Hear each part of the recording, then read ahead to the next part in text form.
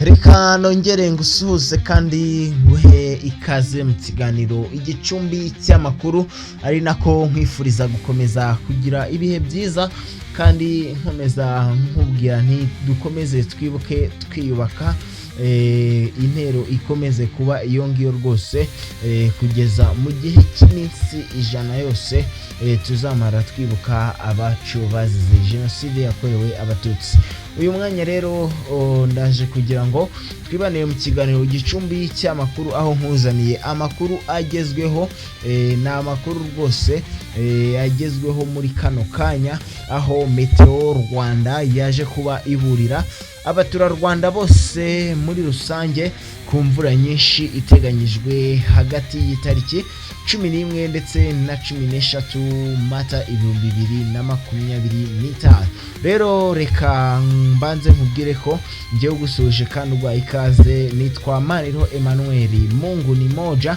Ndaje kugira ngo twibanire mu kiganiro igicumbi cy'amakuru, nabo bumve ubutumwa se cyangwa wumve ibyo Meteo Rwanda isaba abaturarwanda bose muri rusange, ndetse wumve n'inama Meteo Rwanda iha abaturarwanda ku mvura nyinshi iteganyijwe hagati y'itariki 11 ndetse na 13 Mata 2025. Rero n'abatindiye reka twinjire mu makuru yacu, ariko mbanze mwitse ukanda subscribe kugira ngo uje udukurikirana umunsi kundi, no mu makuru yose tukugezaho hano kuri Gicumbi News uje uyakurikirana 5 kuri 5 utiriwe uvunika rwose. Rero ikigo cy'igihugu cy'iteganyagihe Meteo Rwanda cyatangaje ko kuva mu ijoro ryo kwa 11 kugeza tariki 13 Mata 2025 mu Rwanda hose hateganyijwe imvura nyinshi, cyane cyane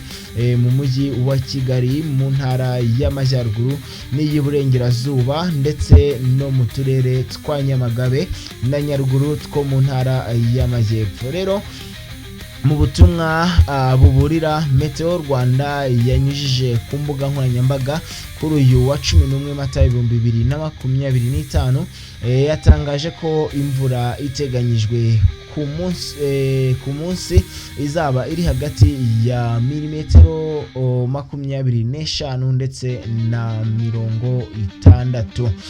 Rero Meteo Rwanda nayo yatangaje ko ingaruka ziteganyijwe guterwa n'iyo mvura ari nyinshi cyane, zirimo imyuzure mu bishanga ndetse no mu bibaya, inkangu, isuri n'iriduka ry'imikingo ahahanamye cyane, dore ko ngo ahantu hose hatagarwanyije isuri rwose ingaruka ari nyinshi cyane, ngo dore ko ingaruka ziterwa n'inkuba nazo zigomba kuba nyinshi cyane. Rero ubutumwa bwa Meteo Rwanda bwakomeje buti Meteo Rwanda irashishikariza abaturarwanda muri rusange gufata ingamba zijyanye no kwirinda ingaruka zituruka ku mvura nyinshi. Rero raporo ya Minisiteri y'Ibidukikije igaragaza ko mu myaka 9 yashize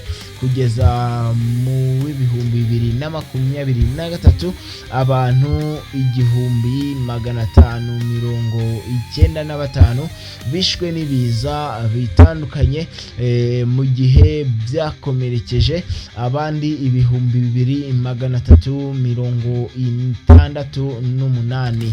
Imyuzure nayo yishe abantu 307 ikomeretsa abantu 101, ndetse inkangu zihitana abantu 425, zikomeretsa 187, mu gihe inkuba zo zishe abantu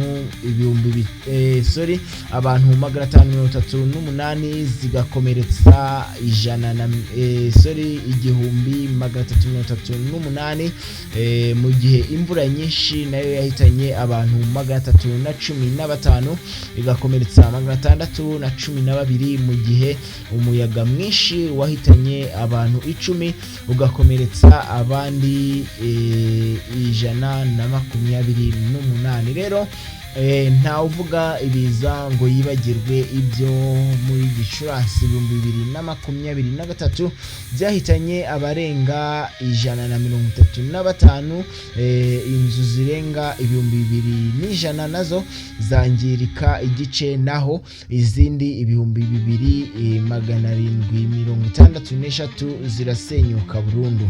Rero Minisiteri y'ibikorwa by'ubutabazi minema igaragaza ko mu 2024 mu bantu 191 bahitanywe n'ibiza hari benshi cyane rwose abantu bagera ku 191 bose baje kuba bahitanwa n'ibiza. Rero abaturarwanda by'umwihariko abatuye mu mujyi wa Kigali mu ntara y'Amajyaruguru n'iy'Iburengerazuba ndetse no mu turere twa Nyamagabe ndetse na Nyaruguru ko mu ntara y'Amajyepfo basabwe kwitwararika muri iyi minsi iteganyijwemo imvura nyinshi.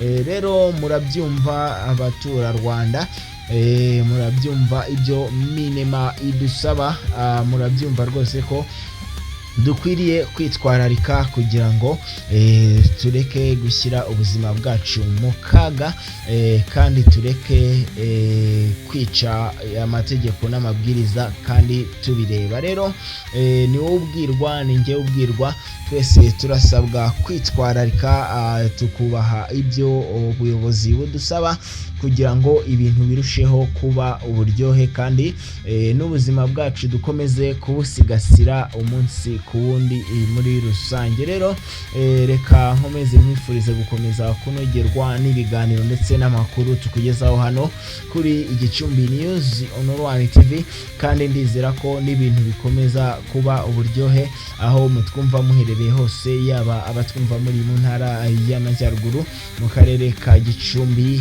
Rulindo, Burera, Musanze ndetse na Gakenke. Nizera ko ibintu bimeze neza kabisa, kandi n'abatwumva muri mu zindi ntara zose n'umujyi wa Kigali mwese mukomeze mugire ibihe byiza kabisa, ariko kandi dukomeze twibuke twiyubaka. Rero reka nisuhuze Evariste Nsengimana, Bizimana, Desire, Emmanuel, Mustafa ndetse n'abandi bose banzi ku izina rya Mungu ni moja, ndabasuhuje cyane kandi mbifuriza no kugira ibihe byiza. Mukomeze munogerwe n'ibiganiro bya Gicumbi News. Rero mwakanda subscribe nimuzikande kugira ngo tujye tubana mu makuru yose tubagezaho hano kuri Igicumbi News Online TV, kandi nimuzikanda mukaduha like, share ndetse na comment, ibintu bizarushaho kutubera uburyo. Reka mbashimire kandi nkomeze mbifurize kugira ibihe byiza. Ngiye mwumva kuri Mike nitwa Maneho Emmanuel, Mungu ni moja, ndabakunda cyane. Ciao ciao.